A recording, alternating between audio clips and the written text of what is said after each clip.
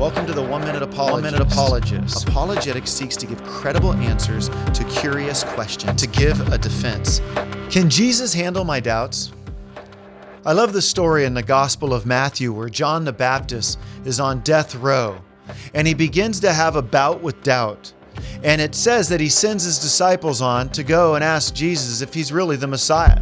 In fact, in chapter 11, it says in verse 2, "Now when John heard in prison about the deeds of the Christ, he sent word by his disciples and said to him, 'Are you the one who is to come, or shall we look for another?'"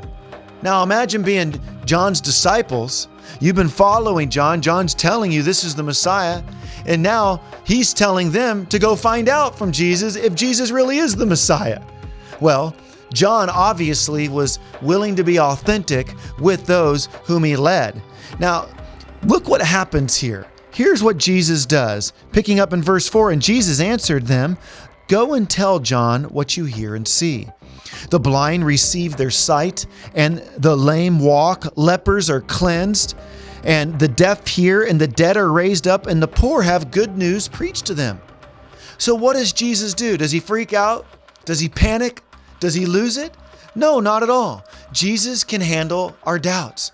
Why? Jesus knew in this moment that John was sincere. He was authentic. He was earnestly just seeking the truth out here. Now, it's hard to imagine John's somebody who struggles with any doubts. Why? Well, he's the one who baptized Jesus. He's the one who said, "Behold, the Lamb of God who takes away the sins of the world." He's the one who was in the womb and he leapt in the presence of Mary who had conceived Jesus.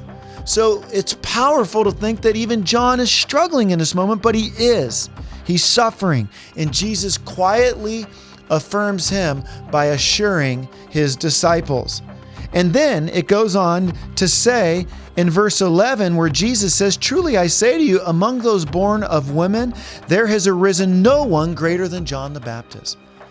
Right on the heels of his doubts, Jesus says, no one's been born greater of a woman than him. Think about that. That is so assuring. There's a way for us as Christians, when we have questions, to authentically bring them to Jesus. John was not trying to be antagonistic. He just wanted to really make sure that he was the Messiah. And so he sent his disciples on, and Jesus doesn't lose it. Well, check it out. If John the Baptist can doubt, not only that, if Adam and Eve could doubt in the Garden of Eden, how much more are we susceptible to doubt? How much more are we susceptible to doubt than John, 2,000 years removed from church history at the beginning of the gospel age? How much more are we going to be open to it in a melting pot culture of beliefs with over 40,000 denominations, with many different world religions, many different cults? Well, this passage shows us that Jesus can handle our doubts. Next time you have questions, bring them to the Lord.